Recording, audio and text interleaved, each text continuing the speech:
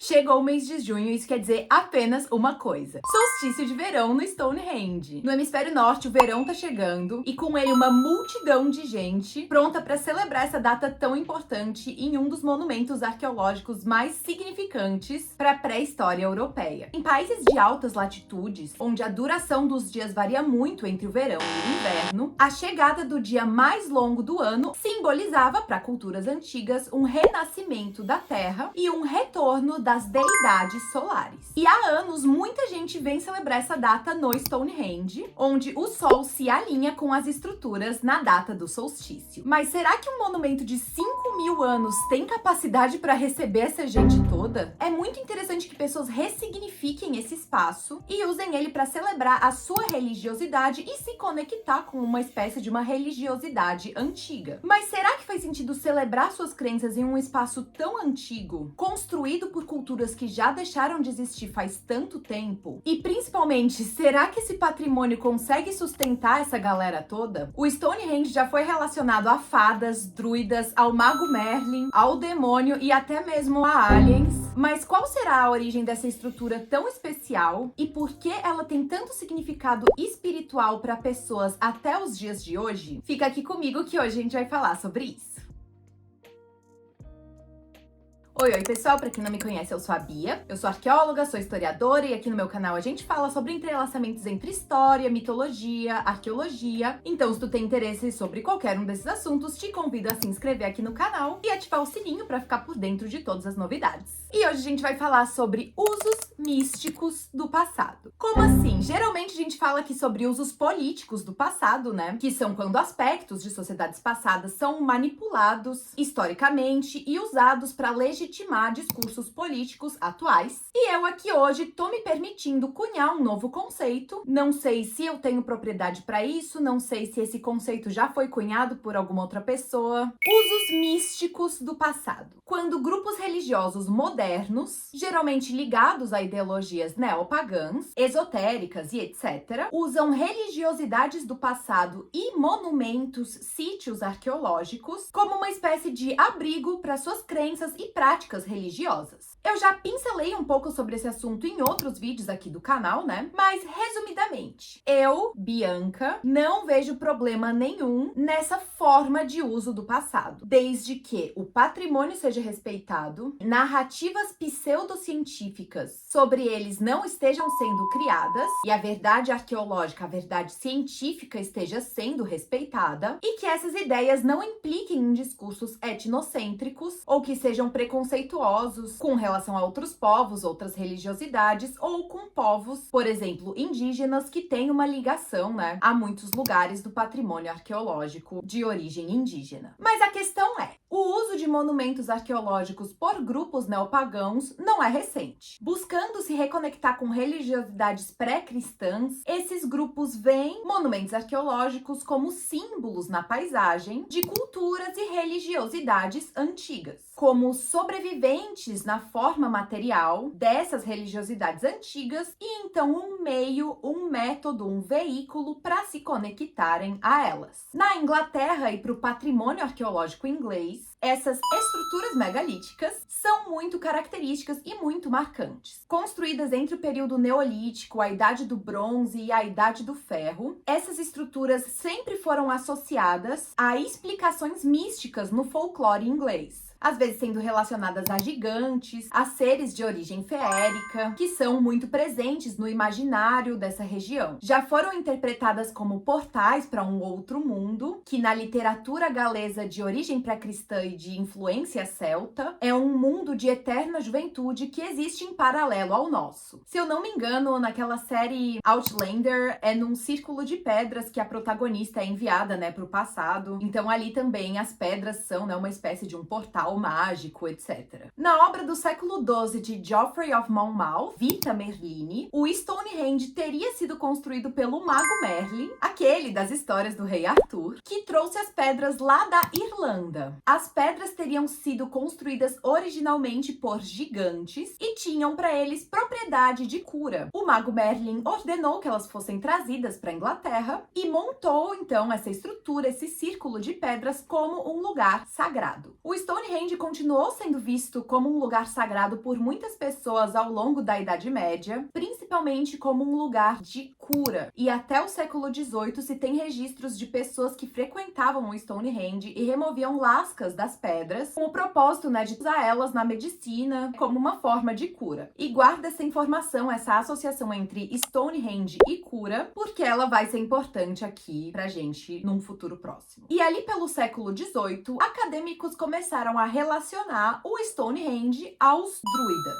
Quem são os druidas? Galera que joga aí RPG talvez já esteja um pouco familiarizado, ou o pessoal que cresceu com uma obsessão meio estranha e talvez pouco saudável em religiosidade, mitologia celta e tal. Os druidas eram uma espécie de conselheiros mágico-religiosos que encabeçavam a religiosidade dos povos celtas e que era muito baseada na filosofia natural da terra e no animismo. Eles não eram, na verdade, bem sacerdotes, porque a religiosidade celta não era uma religiosidade hierarquizada, assim, nos moldes do cristianismo, das religiões abraâmicas no geral, mas algo relacionado a diretores espirituais que conduziam rituais e práticas místicas. Essa teoria da origem druida do Stonehenge e de outras construções megalíticas foi muito apoiada por William Stuckley, que foi um antiquário pioneiro do movimento druídico moderno. E essa ideia de uma suposta conexão entre o Stonehenge aos druidas antigos logo se espalhou pela Inglaterra e se tornou parte do folclore sobre essas construções, e logo começaram a ser conhecidos como círculos druídicos. Mas foi também nesse período que tanto o Stonehenge quanto esses outros círculos megalíticos passaram a ser associados ao diabo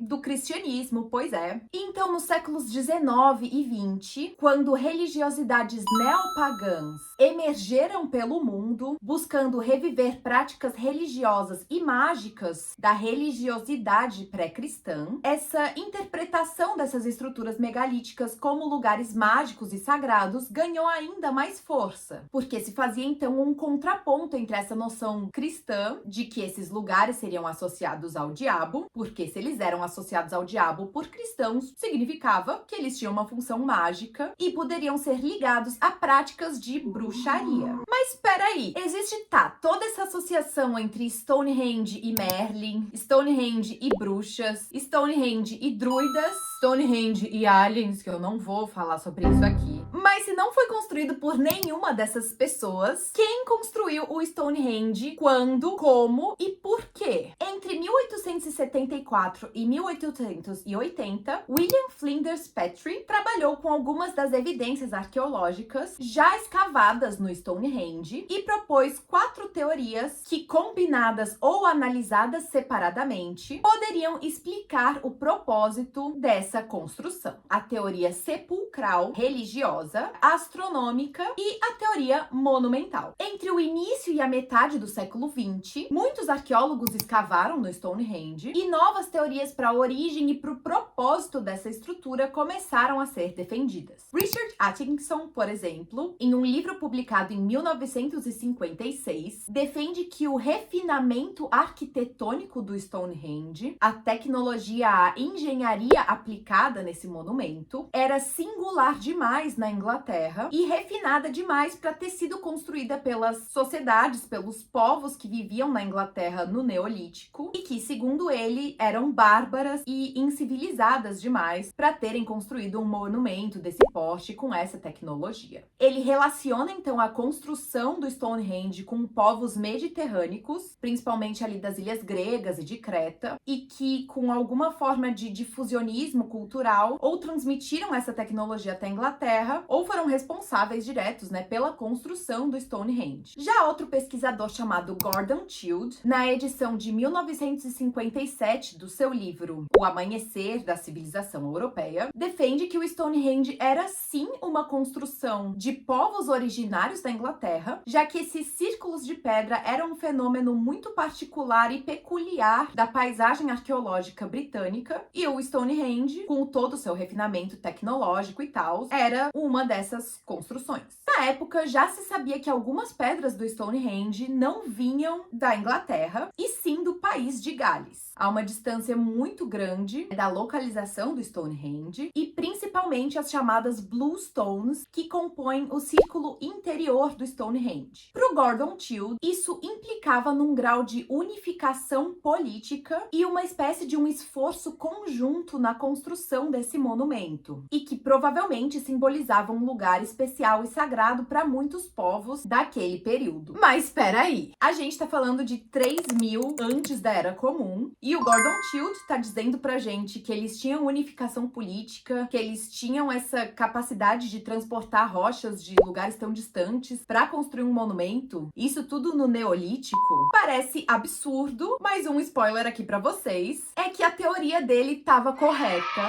em alguns aspectos, né? Mas mesmo assim levou anos para que essa função do Stonehenge fosse reconhecido entre arqueólogos. O arqueólogo britânico Mike Parker Pearson, que é um dos maiores estudiosos do Stonehenge hoje em dia, nos diz o seguinte: certamente, até algumas décadas atrás, era fácil perceber o Stonehenge como uma intrusão misteriosa em uma terra subpovoada, onde poucos habitantes ganhavam uma subsistência miserável usando apenas a tecnologia mais primitiva para a agricultura. Então, até meio que recentemente, esse esforço de entender como que povos essencialmente agrários e o Stonehenge era quase que um alienígena ali no meio da paisagem. Mas como trabalhos arqueológicos mais recentes encontraram outras estruturas megalíticas pela Inglaterra, pela Irlanda também, feitos em pedra, mas também em madeira, isso trouxe mais evidências para que essas estruturas teriam sido construídas sim por culturas locais, provavelmente se iniciando no país de Gales. Ouvi dizer que o Stonehenge era um observatório astronômico. Essa teoria é uma das mais conhecidas entre as pessoas e ela entrou em vigor ali nos anos 60 por causa, do alinhamento entre essas pedras e o Sol, e se dizia que o alinhamento das pedras do círculo interior podia prever datas em que aconteceriam eclipses. Essa ideia de que o Stonehenge era usado por uma espécie de classe dominante de sacerdotes astrônomos se tornou amplamente aceita na comunidade científica na época. E a contracultura, muito popular na década de 60, 70 e 80, reivindicou então o Stonehenge como uma inspiração espiritual e algo que marcava uma espécie de um misticismo antigo e perdido. Ironicamente, foi um arqueoastrônomo chamado Clive Ruggles que percebeu que o Stonehenge não era um calendário no sentido de prever eventos solares, eclipses e tal.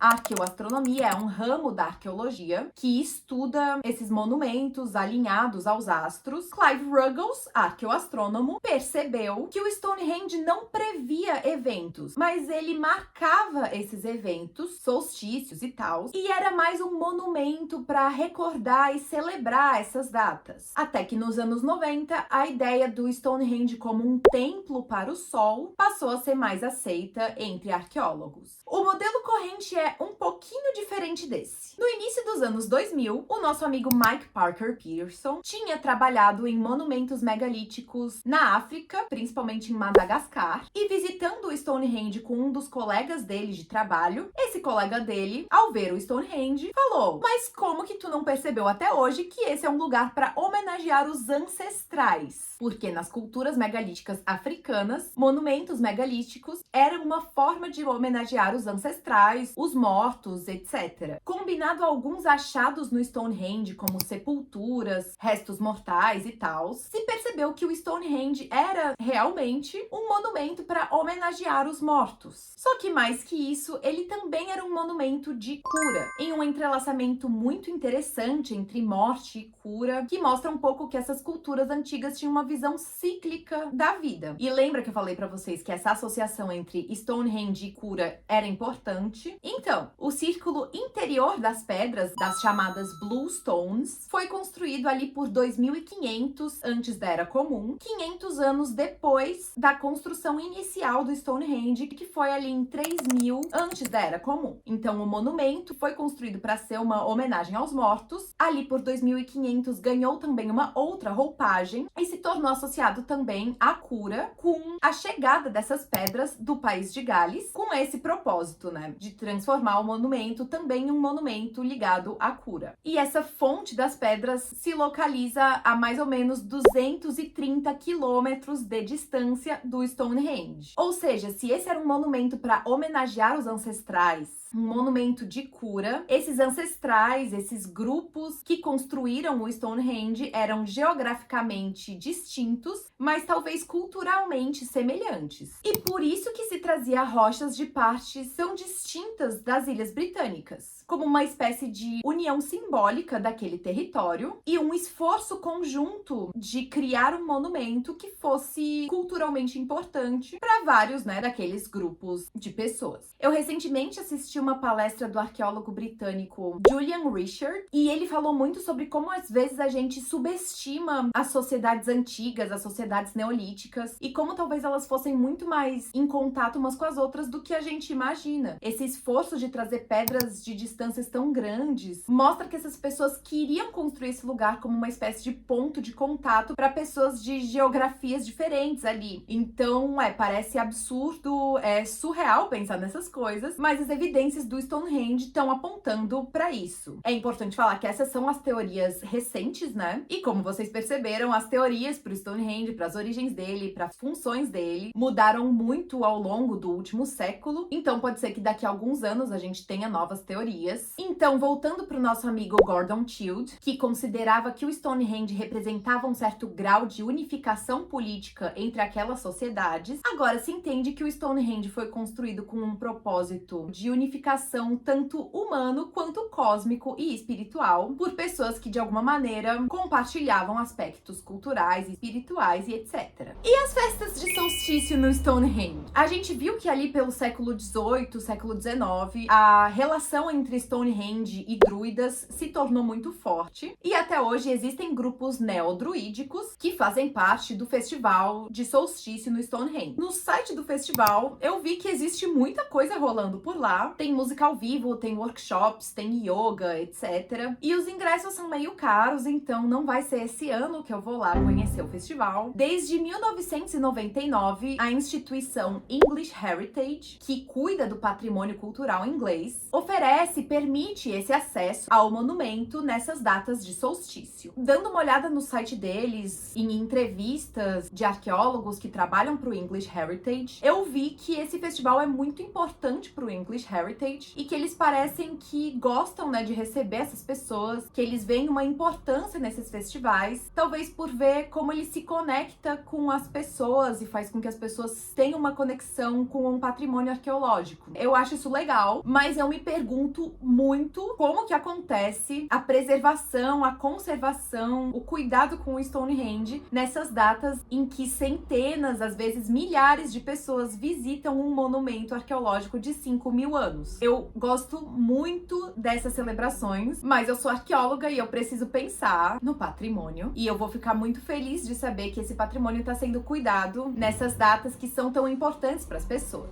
E eu precisei pesquisar muito para encontrar informação referente a isso. Joguei no Google várias vezes com vários termos diferentes, mas depois de muita pesquisa, eu consegui encontrar algumas informações. E é o seguinte: em 2021, o Stonehenge precisou sim passar por algumas intervenções de restauração, e esse trabalho de restauro foi o primeiro em 50 anos, mas ele consistiu apenas na troca de algumas argamassas que tinham sido instaladas, né, nesse último restauro dos anos 50, para evitar o colapso de algumas rochas. Mas não pareceu ser nada que tinha a ver com o impacto causado pelo turismo e tal. Aí, em 2015, um movimento surgiu na internet de pessoas preocupadas com a preservação do patrimônio para proibir que a multidão se aproximasse do Stonehenge durante esses festivais. E elas chamaram esses festivais de vandalismo anual, chamando atenção para o fato de que esse monumento tinha sido danificado com chiclete, com óleo, grafite, etc. durante essas celebrações. O English Heritage respondeu dizendo que esse dano deliberado do monumento não é algo característico das celebrações de solstício, mas eles falaram abertamente o quanto eles se entristeceram que isso tivesse acontecido. Admitiram que houve sim um dano deliberado, né? Apesar deles terem um time para prevenir essas situações. Então, de novo, dá para ver que eles se preocupam com a preservação do patrimônio, mas que eles também veem, reconhecem reconhecem uma importância nos festivais de solstício. E então, finalmente eu encontrei na página da Unesco alguns dos relatórios de conservação do Stonehenge e eu encontrei que degradação causada por turismo por visitantes ao Stonehenge tinha sido reportada nos relatórios entre 2008 e 2011 e a partir de 2017 a Unesco nos reporta que essa questão foi resolvida, ou seja, visitas, turismo já não era mais um risco para a conservação, para a preservação do Stonehenge, segundo a Unesco. Então, me parece que a questão está sob controle. Eu quero muito acreditar que a questão está sob controle. Eu quero muito pensar que existe uma transparência com relação a esses dados. E assim, se tiver realmente tudo sob controle, se essas pessoas, se essas multidões não estiverem causando danos significativos para o Stonehenge, qual é o problema delas estarem lá celebrando? Na minha opinião, as pessoas estão celebrando esse monumento. Estão interpretando ele com base em crenças que são modernas, porque o neopaganismo, apesar dele ser baseado em crenças antigas, ele é um fenômeno moderno. E pessoas que são neodruidas, por exemplo, estão celebrando um monumento que não foi construído por druidas, mas estão construindo um vínculo espiritual, religioso com esse monumento. Outras pessoas que não são neodruidas, às vezes que não são nem neopagãs, mas querem participar desse momento, dessa celebração, também estão vivendo aquele monumento e às vezes estão até buscando cura naquele monumento. Existem ali, né, alguns workshops de meditação, de autocuidado e tal.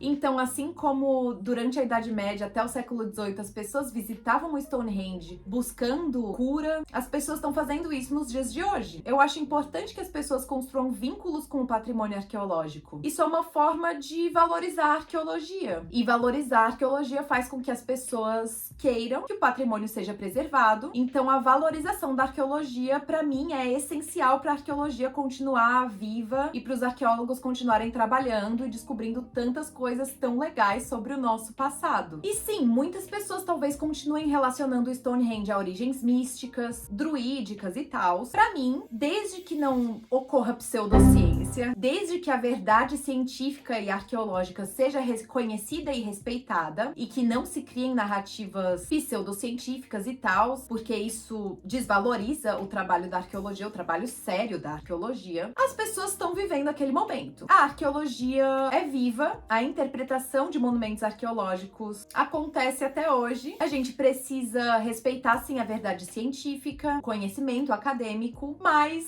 é muito legal que pessoas encontrem maneiras de se conectar com esse patrimônio e que ele seja especial para elas e que assim elas encontrem um propósito na arqueologia, que, né, muitas vezes sofre com várias inverdades, sofre com desvalorização, com pessoas achando que é inútil e tal. Festivais como esse são uma forma de manter a arqueologia viva e presente no imaginário das pessoas e na paisagem. E o que eu queria falar pra vocês é que se alguém quiser fazer o Pix aí pra eu visitar o Festival de Solstício do Stonehenge, eu estou aceitando. E que se tu gostou desse vídeo, te convido a se inscrever aqui no canal, ativar o sininho, ficar por dentro de tudo. Não sei, o Stonehenge não foi construído por aliens, tá? Nunca falem isso pra ninguém. E é isso, beijos e até mais. Tchau, tchau.